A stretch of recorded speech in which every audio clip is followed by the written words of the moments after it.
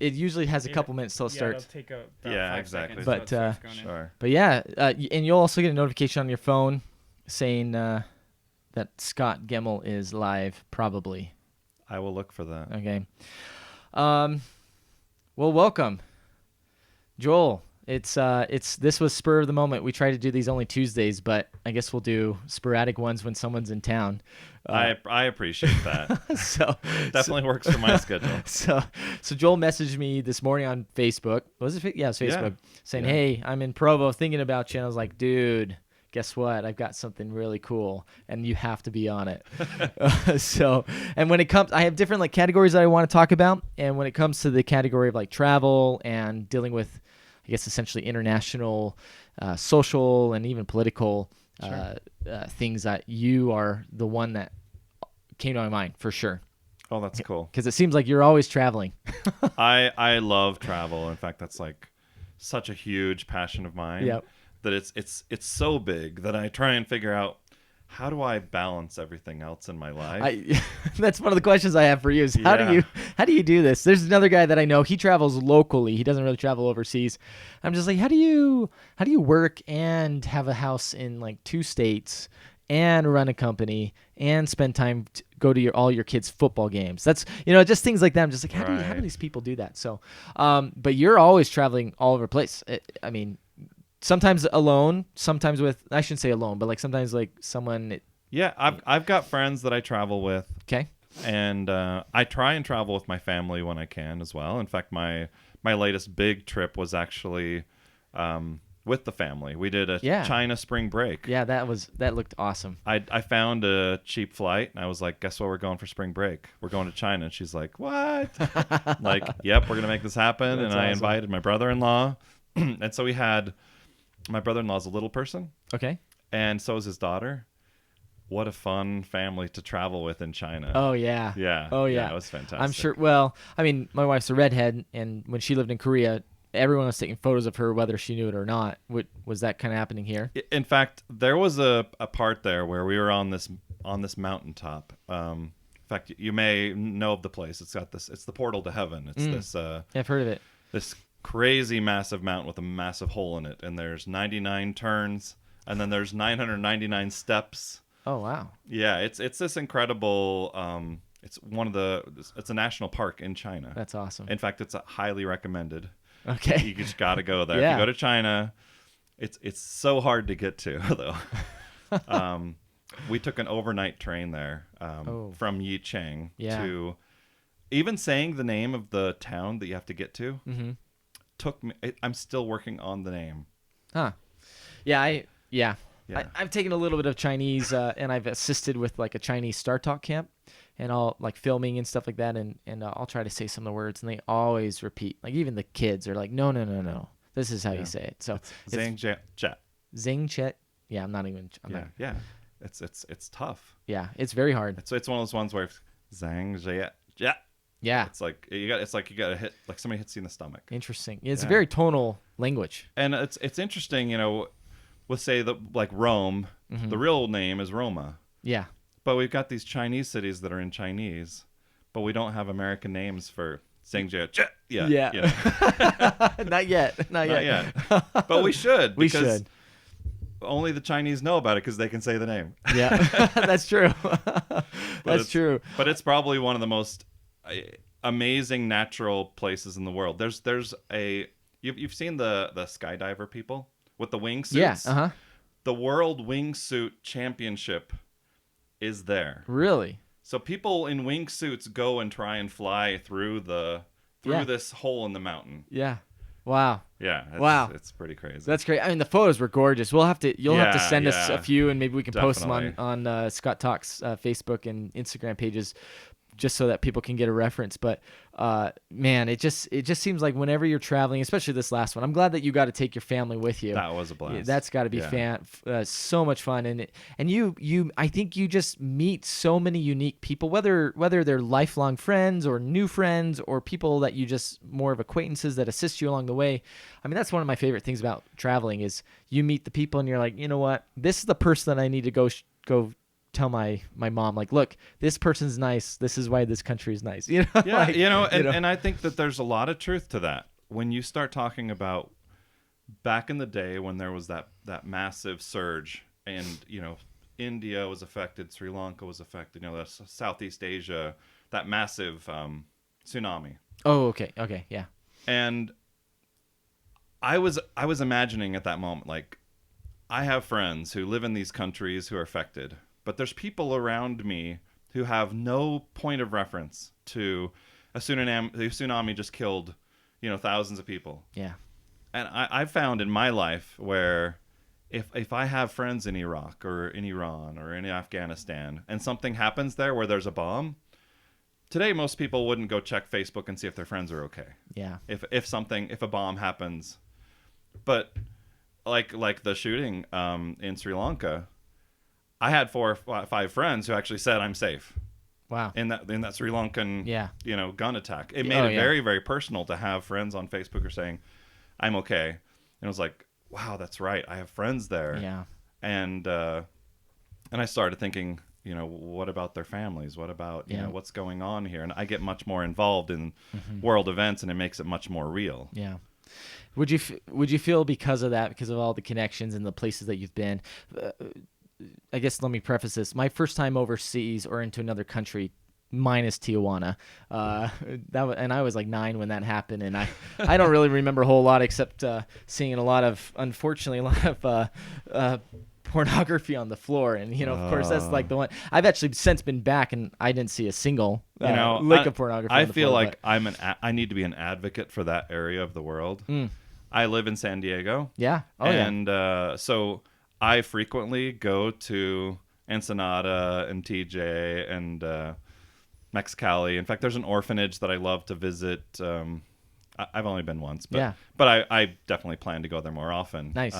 So I feel like I've got a connection. Yeah. In fact, they talk about medical work that's done on the other side of the border, where there's Americans that can get such cheaper work, and these doctors have been trained in the U.S. Yep. And so basically, they're just on the other side. Yep. And it's it's like 25% of the cost usually, something like that. Maybe a quarter of the cost in a lot of cases. Yeah. And there's a lot of people who just get their dental work done there. Yeah. Because it's thousands of dollars. It's the same exact procedure. It's just on the other side of the line. Yeah. So, and I do need to tell you about this guy. So I was over there for something I'm not going to get into at this point. But I after it was over, I'm hanging out at this taco place, and I meet this guy named Jesus. So I'm meeting the Mexican Jesus. Yeah. And in a lot of ways, this really was the Mexican Jesus. He's 14 years ago, 20 years ago, something to that effect. He had this epiphany that he needed to serve the people. He needed to help the people. And he himself started kind of doing this thing where he'd preach a little bit and then he would feed the people. Yeah. And he turned it into, I can go glean stores, get food, and then bring it to Mexico. And he lives on this side of the border. On the U.S. side, yeah. But he has created a congregation. Now it's kind of grown and grown. They still have very little money. But every weekend, they go down and feed the people. Hundreds of people that are at the border who come from all walks of life and have basically gotten stuck there one way or another and are living on the streets. And they live, in large part, in my mind, to his efforts. Wow. Yeah. They have they're destitute. They have nothing. When you talk about poor on one side of the border versus the other, man, you see another whole level. I was about to say the poor in San Diego versus the poor in Tijuana is definitely a different quality. Yeah. When that's the thing is, like, I've been to Tijuana twice, once when I was 9 and then once when I was like 22. And honestly, I felt like there was a big difference. And again, maybe I was a kid, you see what you see, but I mean, there was a Costco, I mean, there was a Costco there's there. There's a great movie theater in TJ. And it was way cleaner. I mean, I also wasn't there on probably a normal hop. I probably went on a weekday. My buddy and I were flying out of LAX to go to the Middle East, and we're like, you know what? Let's just add another country on our list. Let's go to Tijuana, TJ, real quick, and we went, and it was so clean.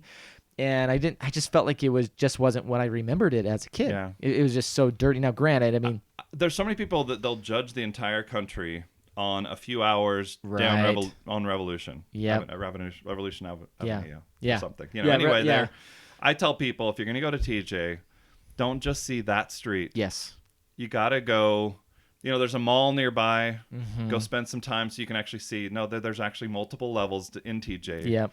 Go head to the beach. There's a great beach in TJ. Yep. There's a great little boardwalk. That's a lot of fun. And you actually get to see, in fact, you can actually really nice view of the border. Yeah. And kind of the insanity of the border. Yeah. Last time I was down there at the beach, so some great drinks, some great food. There's a bull ring there. I actually went to wow. I'm a little embarrassed to say I went to the bullfight, but I captured some great YouTube videos. Why are you embarrassed? That sounds like fun. No, I enjoyed it, thinking that there was only one bull that was going to die. Oh. There were so many bulls that ended up dying. Oh. Like, it was, all right, well, that was the first one. Here comes the next one. Okay, this is going to sound really naive. And that is kind of controversial. The bulls actually die in the bullfights? Like, yes. I thought it's not just Bugs Bunny and one bull. What's I'm saying is, like, here's the first one, here's the matador, and there's not just one guy out there. I feel there's super other guys naive on right other now. horses. Wow. So anyway, I did capture some videos. Okay. So I got up on YouTube and said, hey, this is explicit, but you actually get to see them taking like 4 horses and dragging the bull off after it got, Yeah. And I do think that there's stuff on that sword that they're poking in him. I'm that kind sure. of drugs him up a little bit. I mean, it's a show. It's a show, just like any. Yeah. Okay. Well. Wow. We went straight to TJ. That's great. And the great thing about it is, I have some friends from TJ, but I also have some friends from other parts of Mexico, and they go, look. I mean, TJ's part of Mexico. We're proud of it, but it's also not. Yeah, don't judge. It's not the best part of the country. Yeah, exactly, of the country. So, and we just had our first guest, Scott Porter. He does tours to Mexico City every summer. Sure. And actually, he travels the world. His thing is about the search for the perfect taco. And he's traveled a lot of the world, Africa, South America, Asia, to find the best taco. And there are some amazing tacos in TJ. Oh yeah. Oh yeah. That's definitely best. what we got. The Baja taco, I think, is. Yeah. It's got to be top. It's not the American Baja taco. It's the TJ Baja taco. So. And speaking of Baja, yeah. If you go another 8 hours south, one of the most hidden best secrets of Mexico is right there, where there's a. They call it the Eye of the Jackrabbit or something like that, but in Spanish. Yeah. And it's this eco-reserve UNESCO heritage site. Matt, how do you say that? Eye of the jackal? Eye of the Jackrabbit? How would you say? I don't know how to say jackrabbit in Spanish, but rabbit would be ojo de conejo. So it'd be like Eye of the rabbit.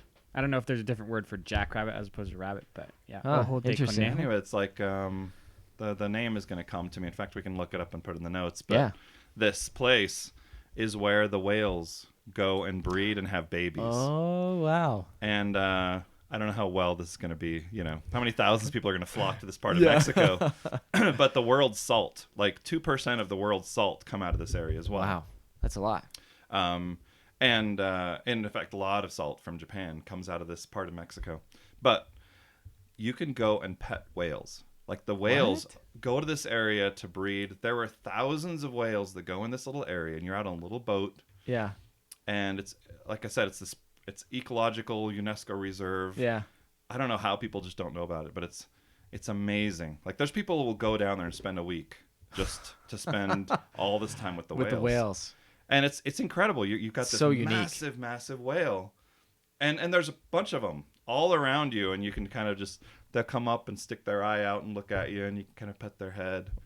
Wow. If you go on whale watching in, say, Newport. Yeah, down in San Diego. Or even in Alaska, you see all these whales jumping around, further out. Or like me, where I've never seen any whale. I've probably done it like 4 or 5 times, and we saw dolphins and sea lions, but no whales. So, okay. Yeah. So it actually works. I went in February. This is actually a fairly recent trip. And I had always wanted to, when I heard about this place, it was like, whoa, there's a place where you can go and pet whales, like wild whales. That's crazy. And they've got babies and the mother and the father and their whole kind of family of whales. That day, I bet I saw 100 whales. That's crazy. Incredible. That is incredible. And it's better than SeaWorld. Way better than SeaWorld. Let's not get there. In fact, you don't get whales like that. No. They're not in captivity. You got to go into the wild. The only real whale that you get is like Shamu. I feel like that could be a really deep topic. I want to talk about travels than SeaWorld. We definitely have our opinions on places like SeaWorld. Okay, so in regards to your travel, I mean, would you say you've been to, I guess, what percentage have you been to? Well, let me say it this way. I have somewhere around 30 countries left in the UN. Oh my gosh. So I'm somewhere around 160, 163, just depending on how you count a country. And we're talking UN, so like a very strict. Yes. Like that doesn't include the Kosovos and Palestine and so on. That I those are great debates. Yes. But yeah, not Taiwan and things like that. I'm a little surprised the UN does not have Palestine. They're kind of like. They're just not a full voting member, right? But I consider them part of the UN, but just not. They're not in the same class yet. Yeah. Not yet. Yeah, and that's an interesting conversation. Yeah.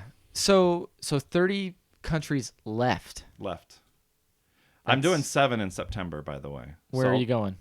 Which ones? It's this is an interesting list. So it's Marshall Islands, Vanuatu, Tuvalu, Nauru, Solomon Islands, Tonga. Am I missing one? Something like I'll hit Fiji a number of times. In fact, Fiji's a hub. I've been there before, but I'll be in Fiji and New Zealand as well on that trip. That's awesome.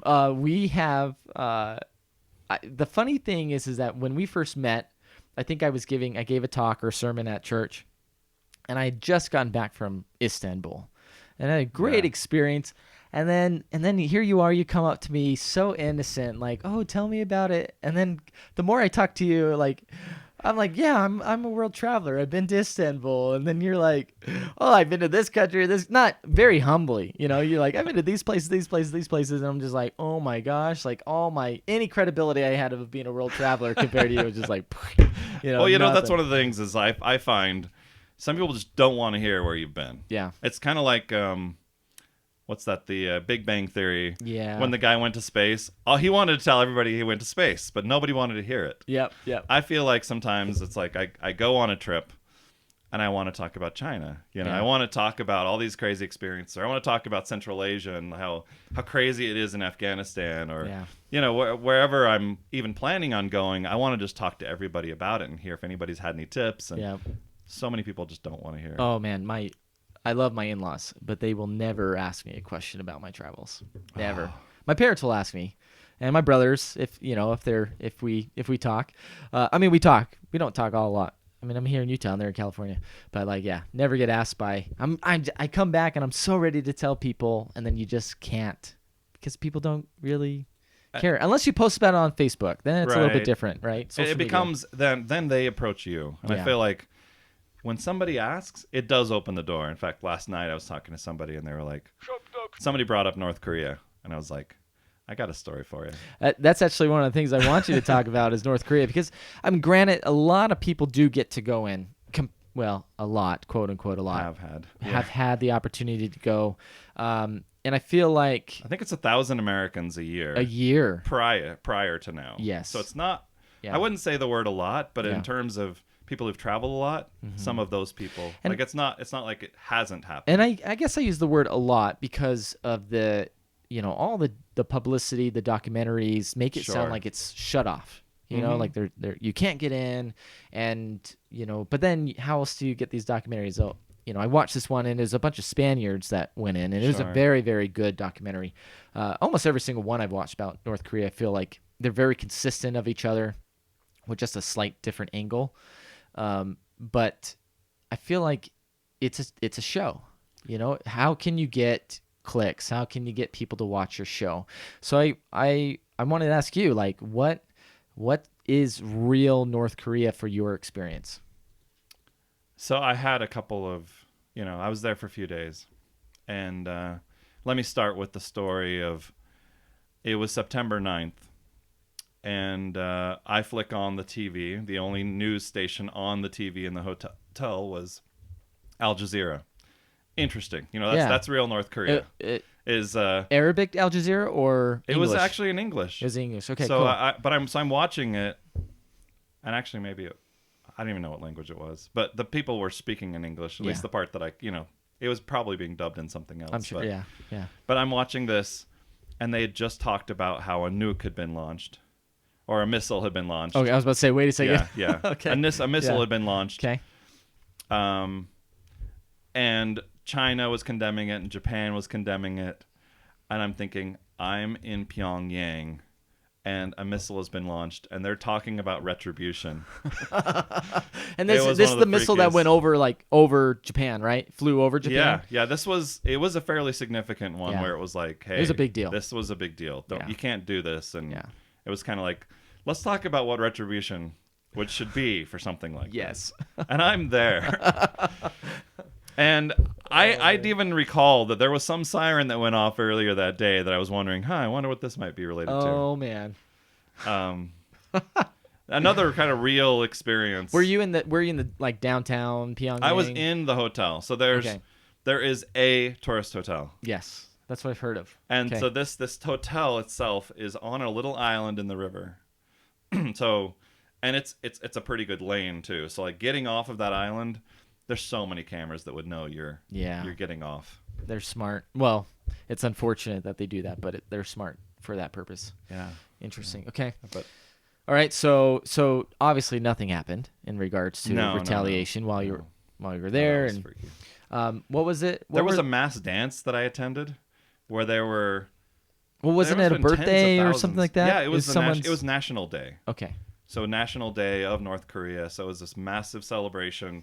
You see the South Korean dresses. Mm-hmm.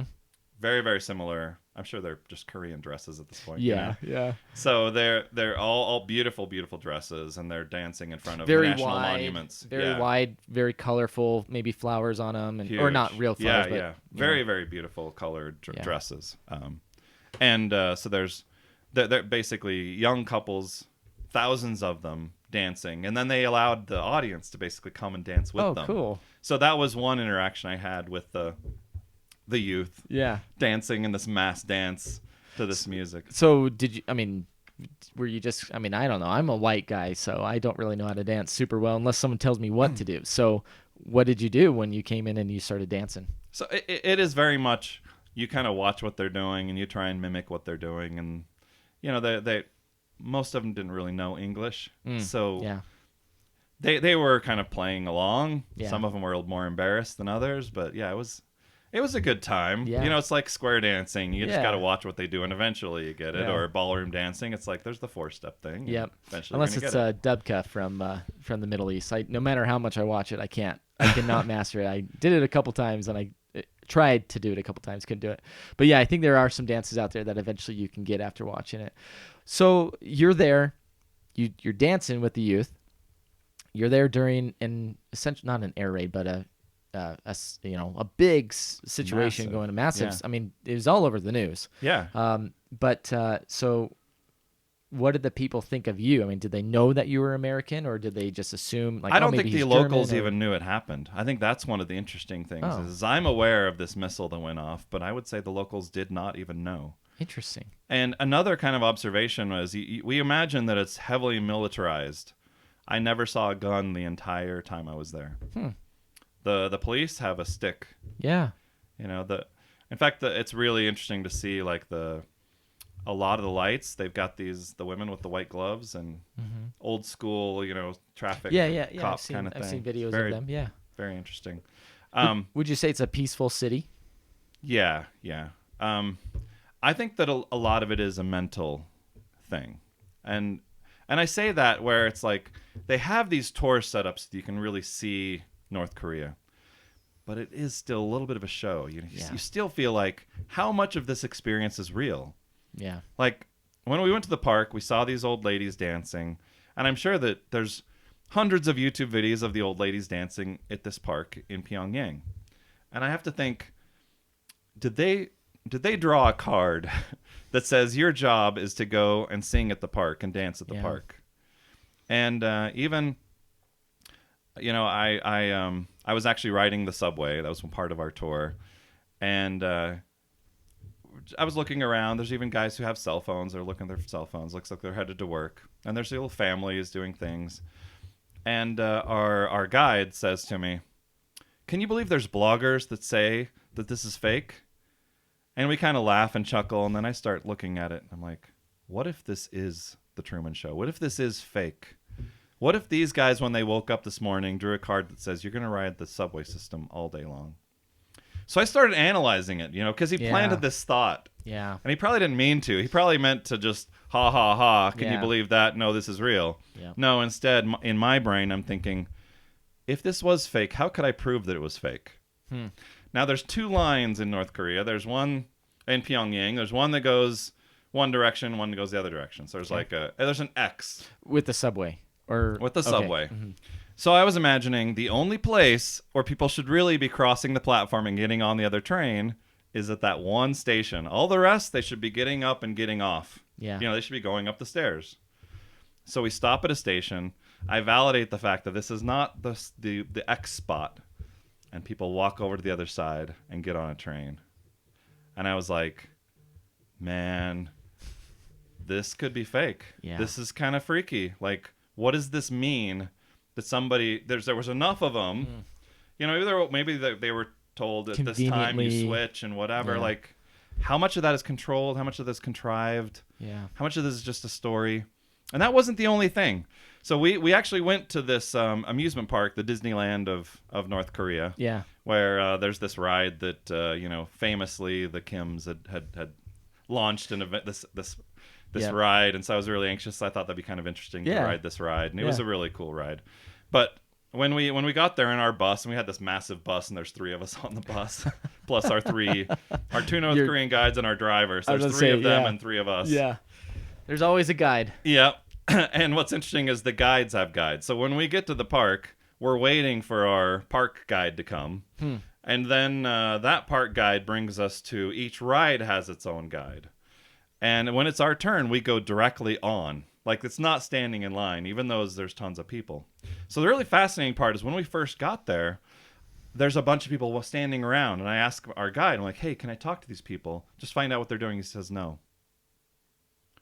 And I was like, so I thought he misunderstood me, and I said, hey, is it okay if we talk to some of these people? It looks like they're just waiting around. It looks like they have time to kill. Yeah. He says, no. It was okay to talk to people in the park. Maybe they had been prepped or something. Yeah. I don't know, but it was weird. Again, it was like, no, you can't talk to these people. Yeah. So when we start walking into the park, there's this mass of people that start running full speed into the park. And there's even a little, guard, you could say, who's kind of trying to tell people to slow down. They run us over and run him over, just like kind of pushing us out of the way and just run in there. And I'm imagining to myself, what if these guys who just ran us over, what if their card said, maybe for years they've been working on being able to go to this Disneyland of North Korea. And their time to go ride rides is from 3 to 5 or, from 6 to 8 or whatever. Yep. And they've been maybe waiting for years and years of good behavior to get this as their, Yep. They won the lottery, essentially. Yeah. Can you imagine this is your job is to ride rides today? Oh, God. So, and then they stand, they then run and stand in line, obviously. But I was thinking, how crazy is that? How weird is that? So anyway, I was riding this ride, and when you ride rides, you scream and yell and whatever. I was screaming because that's just what you do for fun. Yeah, it's a roller coaster, right? Or not a roller coaster. It's a flippity up and down. Yeah, right, I think crazy. I've seen it. Lots of G's, right? Yeah. Well, I'm on this ride and I'm screaming, and this guy reaches out and holds my hand. So I have this kind of very personal experience with this North Korean who's like, it's gonna be okay. You're okay. And one of the things that I would definitely say about North Korea is it's very, very family.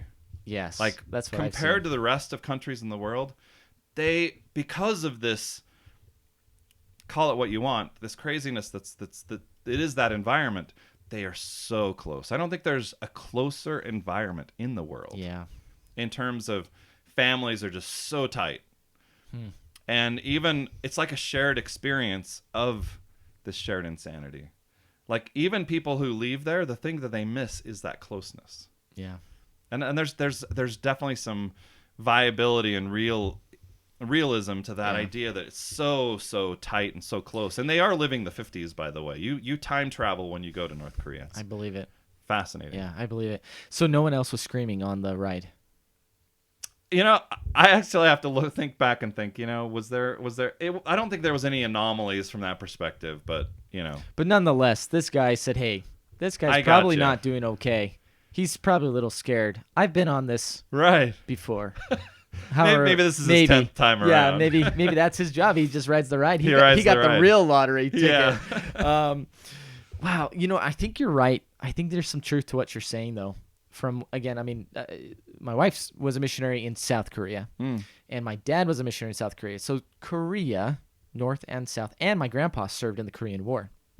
It's actually something that's just always on the forefront. Yeah. Kind of like, I've lived in the Middle East. I've studied Arabic. It's always on the forefront. It's Korea and the Middle East are kind of like my two things. And some of the best experience with people in general have been with Koreans. Fascinating. And so yeah, we watch a lot of documentaries about North Korea. And one of the documentaries we watched, it was the one where the Spaniards came, and they actually, I guess there's one of the highest military leaders in North Korea is from Spain. Oh, wow. And they interviewed his mom, who was still in Spain. And they're just like, we don't know what's going on, but this guy just loves it. I think because he's this foreigner that proves that North Korea is a working model, Yeah. And I think that a lot of that, the tours that the North Koreans have created that allow international folks to come and experience it, what they want them to walk away with is, we have an experiment going on and it's not bad. Yeah. They want you to see from the outside looking in and saying, hey, these people look happy. They look like they're having a good time. Yeah. It looks like this is, maybe it's politically different. Maybe it's the opposite end of the spectrum. Yeah. They try and teach you a lot about it and see some of these experiences. And they want us to just say, and leave us alone, respect us, let us. And there's a lot of that big bully, it's like, can't we all be on the same level? Mm-hmm. And I think there's a lot of that where it's like, you guys can exist. We can acknowledge you exist. Can't you do the same for us? Instead of saying, we're superpower and you're lesser power, it's a lot of it is looking for recognition. Do you ever feel like maybe that's a threat to the current regime, though? The current political structure and the leaders in that, when the superpower says, hey, you're doing things wrong, do they feel like, because from what I know, I haven't been there, so I'm going off of other people's stories and video, but they've got a museum that really, a lot of it is not a lot, but a good chunk of it's dedicated towards anti-American feelings, largely because of the Korean War. Sure. And so, and I think they keep up that rhetoric, partly because this is my personal belief. I believe every country or every society, if they want to control the people, they have to create an enemy. But let's say as well, it's easy to isolate North Korea, and I don't want to be in the position of just defending North Korea, because I think that there's a lot of, and that's why I want to talk about this, because I feel like there's a lot of perspective that we don't hear. But I think if you go to Vietnam, there's a museum you should go to, which is the one that talks about Agent Orange in in the South. What's it called? The one where people escaped from. Anyway, has two names. I don't remember. Anyway, I'll have to add that to the notes. Yeah. You'll have to remind me. Yeah. Anyway, in that city, there's this military museum, and on one of the floors is all about Agent Orange and all the horrible things that happened during the Vietnam War. Mm-hmm. And I feel like a lot of that stuff has been hidden from us. Like we don't really understand a lot of the atrocities and bad things. And I think that it's really interesting how even in the U.S., there was an exchange student in high school that I had who said, in my guide on how to handle Americans and how to understand people, is they said, don't bring up Vietnam. And what's interesting is I think there was a lot of truth to that. I don't think in school we really learned that America lost that war. We kind of see it as, no, we pulled out. And I think there's a lot of that interesting what actually happened and why when the soldiers came home there was a big kind of problem of people just weren't proud of them because they did we lose, and there's this weird narrative of how did America do in Vietnam, and Europe recognizes it as America lost, and I think America has this different narrative to the story of Vietnam where it's like, no, we pulled out. It's like, well, you pulled out because you were losing. You lost. The North It's not North and South Vietnam. It's Vietnam, and that's because North Vietnam took over South Vietnam. That's interesting because I or feel they united their country from their perspective. And I think we don't use the term lost. Right. But I feel like as a youth, as a kid, even at a young age, when I realized, because you watch these Vietnam War movies, the 1980s movies, the super corny ones, but now you look back and go, oh my gosh, these were like real stories, Yeah. But I think I always knew that we lost. I wouldn't say that no one ever told me that we didn't pull out, but I mean that's at least for me. I'm not, again, we don't use the word lost. We don't ever use that. We use it memorials. We use it as, here's the USO show for the Vietnam veterans. We don't ever say here are the guys that lost the war. No, and obviously that narrative doesn't work either. No. And I guess in some aspects, I mean, But in terms of perspectives and that? stories, I think that's part of the thing I'm saying. Like, isn't it okay for North Korea to have their own narrative and tell their story of, here's what we're going after, and here's why the U.S. needs to leave us alone, and why they're bad. Well, that's part of the reason why I asked. Like, well, did they ask if you were American, or did they know that you're American? They definitely know I was American. In fact, what was the weirdest thing? I'm trying to like not be religious at all when you're in North Korea, because I figure religion is a hot point. The first question I got when I landed was, "Are you Christian?" From my guide, and I was like, "Whoa, what a weird question to be asked from your guide." The very first question. Yeah. Well, that actually leads to one of the things from that same documentary by the Spaniards. I'm sure it's still on Netflix. Very, very interesting. And I wonder if they asked that question because part of the tour that they got was to a church. And there is the church. They took them to the photos. They took them to the church, and there was probably like 10 people randomly sat in a. I mean, you could probably fit 100 people in it. Not a very big church, but you could probably fit 100, maybe 150 people in it in the pews. It looks like a church. On the outside, not so much, but on the inside, definitely looks like like a revolution time era church, kind of the steeples inside, and it was very, very interesting. But the documentary made it sound like, oh yeah, hey, they're showing us, and the guide was the Spaniard general, by the way. He goes, yeah, we're totally open about religion. If people want to be Christian, they can be Christian. If they want to be Muslim, they can be Muslim. If they want to be Hindu, they can be Hindu, etc. And then go, here's an example. And they go in, they go, the pastor's actually out of the city, serving the local small villages outside. And they're playing. So basically, they're just playing music, organ music. And the whole thing is, the whole time they're just like, you know what? No one knows the words. The people are just, they didn't make eye contact. If you went up to them, they didn't speak to you. And they go, oh, they're praying. They're worshiping God, and this is how we do it. Christians do it here in Korea, North Korea. And at the end, they kind of go, you know what? We think that was staged.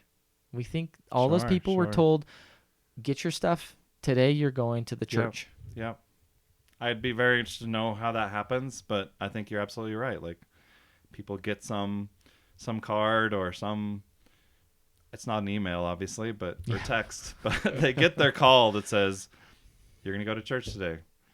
Whatever that means. Yeah. They gotta just do it. Yeah. And, it makes me sad when things have to be faked. I get the idea of a social experiment to see if you can have a form of utopia.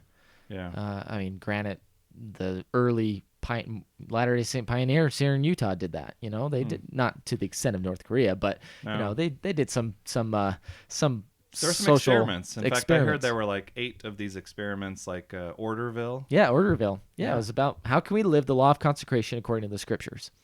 And it worked until apparently some kid wanted brand new jeans, and so he purposely rubbed down his jeans to make it look like it was worn out. And then all the other kids wanted to do it, and then that kind of just was a spiral. And I think I think that's one of the narratives they tell you in the story. But there obviously was a lot of, hey, look at these rich farmers on the outside. Yeah. It's an inequality thing of when you put it all in the pot and then hope it comes out. Yeah. And that's interesting. There's actually this last century, last 100 years or so, they've been doing kibbutz in Israel. They actually have these experiment communities where people all put in, actually, I've heard and they get to live, and they're part of this commune. And they've evolved that to where it's like we can actually run businesses through the kibbutz. And it's not just a farming community. They are actually doing high-tech stuff. In fact, they could be like a software company kibbutz. Fascinating. Like, let's teach everybody to be programmers, and let's make some serious money. It's really fascinating. I've actually heard about that concept. One of my colleagues that I work with, he was an Israeli soldier, lives here in the U.S., born in the U.S., went to Israel, served in the army, and I don't know the timeline, but now he's back. We actually talked a little bit about the kibbutz. So very, very interesting. Well, unfortunately, we've got about 10 minutes left because that's just how spur of the moment podcasts go. Sure. So one of the things that I wanted to ask you about is, what would you say is the greatest lesson that you've learned since you've become as traveled as you are? I guess, what would you say, like, because of my travels, I feel like this is what I know? It's hard to pick one thing, but I'll start with one thing, and then I'm sure it'll evolve a little bit. Sounds good. I think one of the biggest things that really has benefited me in my life is perspective, and realizing that there's not one perspective. There's not one right answer, even. We often live our lives with the idea that the thing that I've been taught is truth, or the thing that my lived experience is truth. But until you're in someone else's shoes, you don't realize there's actually more than one perspective. And I think that's definitely a lesson over and over and over.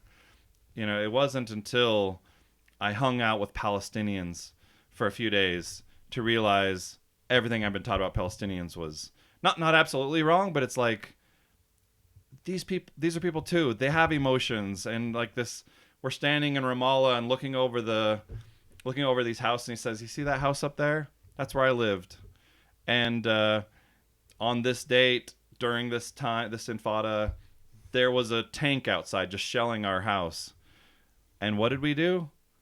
We lived here. That we didn't do anything. Yeah. And it was just fascinating to hear these stories. And you go to Armenia, and you're walking through the Armenian genocide memorial, and you're like, why did these people have to die? So many people. And these stories that you hear, the stories about how they lived. And then you go to Azerbaijan, you hear their stories, and you hear the stories. And you go to Turkey, and I'm wearing an Armenian scarf, and the guard's like, where'd you get that? Yeah.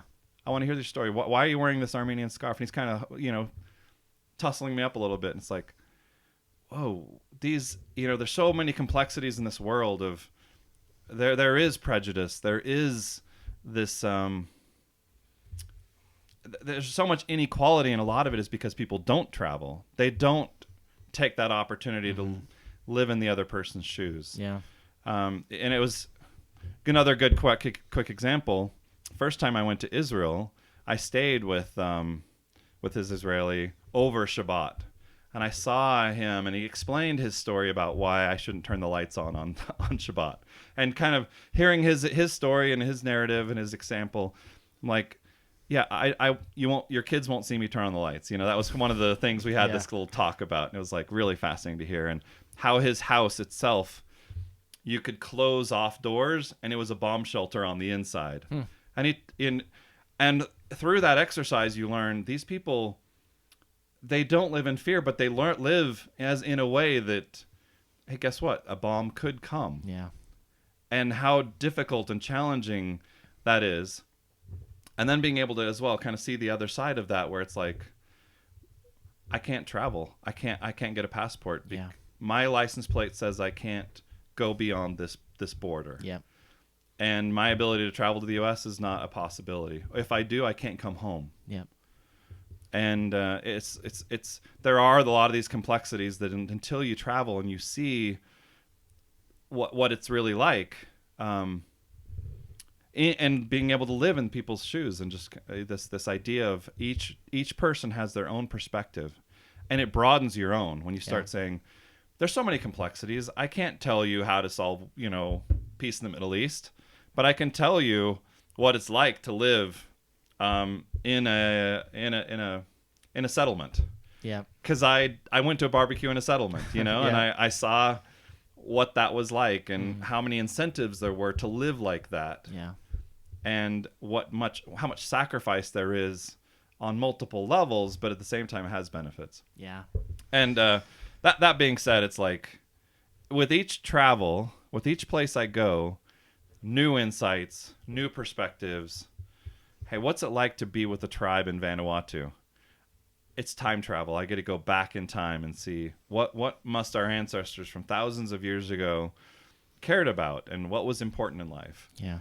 Even like the battle strategies in Papua New Guinea up in the highlands where they've got their arrows and battles start with, hey, he said, she said, kind of like what might have happened in the mountains in Tennessee hundreds of years ago. Yeah. Now it's like you go to Papua New Guinea and you hang out with the tribes and you can see we were actually watching a tribe rebuild their place because just a week earlier, another tribe had gone in and burned their village. Wow. So tribal wars are still happening. Tribal wars are still happening.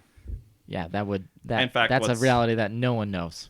And what's interesting is like it starts with bows and arrows, and then somebody gets killed, and then somebody hires, somebody gets a gun, and then they hire mercenaries. Like it escalates and escalates until someone says, "Stop." Yeah. And then a bunch of pigs come out, and they exchange pigs to accommodate for any dead that, because it's you have one dead, we have one dead. Okay, here's a few pigs. Battle over. Yeah. Like it's still very primitive. Wow. And I spent some time with the chief there, basically talking to him about how their last major battle, how 7 people had died or whatever like that, and he's like, it has to stop. They were burning schools and churches and things like that, and he's like, this has to stop. Yeah. And he's like, we will never do this ever again. We'll give him pigs. Wow. Well, Now that's a perspective that you wouldn't have gotten if you had stayed here in the U.S. For sure. Or even just stayed in Europe. I love Europe, but I feel like Europe's kind of like just a different speaking country. There's things you need to learn, like when you start traveling. Yeah. I feel like there's advanced travel versus kind of like, okay, go learn the stuff in the history books, see that it actually did happen, and spend some time seeing some amazing cathedrals and some great history. All right, last question. What would you say is a tip? Maybe how about 2 tips that you would give to people that are traveling or about to travel? I think that there's this thing people get in their mind that travel is expensive, and that it's cost prohibitive. I would venture to say if you can buy a domestic ticket, you can buy an international ticket. So basically, the tip is don't just from San Diego to Salt Lake, it's probably $300. My flight to Beijing from San Jose was $300. Yep. I think that probably blows people's minds to realize you can go to Europe. It takes some planning, but you can get there for $500. You can get to Asia for $500 or less as well. Yeah. You can get to Africa for probably $700. You got to go to Morocco. Oh my gosh. Yes. Yeah. I know. Once you've done it, then it's like possible. So a lot of my encouragement is if you think of a trip to Europe as a once in a lifetime experience, you're shortchanging yourself. Yep. It's actually the first one that leads to the next one, Yep. that leads to the next one, that leads to the next one. And it's not just rich people who can travel. Yep. It's accessible for, I would say, pretty much any American. It takes time to plan and so on. Save a little bit, but it's not like what it used to be. Hey, you're going over to Europe, you're going over to the Middle East 50 years ago, and it's going to cost you a fortune. Yeah, I completely agree. That's the one reason why it's just so easy to keep going. Yeah. Because not only the motivation to go because it was so much fun, but it's also not that expensive. No. And there's plenty of books that are like how to travel on $50 a day and that type of thing. Yeah, like, and also depends on where you go. Yeah. That's one reason why I went to Turkey again is not only for work, but it was like, okay, I can afford it because it's dirt cheap. And great example is there's people who go to Hawaii and you say, why don't you go to Europe or Asia? Your trip to Hawaii would actually have been cheaper to go to Palawan in the Philippines, as an example. Yep. And your experiences, instead of going to Hawaii 6 times, how about spread it out a little bit? Costa Rica, let's how about some islands in the Caribbean or Panama, and so on. There's some fantastic places that it's like they feel like there's these secrets that certain clubs you got to be in, or you have to speak Spanish. The apps, and my number 2 tip is you can go anywhere. Like, don't let language stop you from going places. Our entire trip to China was, using Google Translate, using that's awesome translator. You can go anywhere. It's so offline languages. You can take Spanish offline. You can take Arabic offline. Take Chinese offline. It doesn't matter what kind of Wi-Fi you have now. You can actually make these things happen. That's awesome. Wow. Yeah, I haven't done that before, largely because most of the time I travel to foreign countries, either I speak the language or I've got someone that can usually speak the language with me, and that makes it a lot easier. But I will definitely try that next time I go. Dive in, man. It used to be when I first started traveling that I would kind of see, well, there must be some line where it gets really, really hard. Yeah. That line is gone now. Yes. Like we've got the languages offline. Mm-hmm. Bring a battery pack and your phone, and you're good to go. Yeah. Like, it's a matter of once you've learned how to be quick about it, or how to be prepared to go to the train station and say, I need 3 tickets of this type, and so on, and you could queue it up on your phone. And as well, around the world, people are incentivized to speak your language. So English is fantastic around the world to be able to get stuff done. Yeah, absolutely. That's one reason why I kept going back to Turkey, is to get that English going. Well, thank you so much, Joel. Wow, it's man, I feel like I wish we could have gotten like a normal, full-on conversation here. But next time you're in town, please let us know.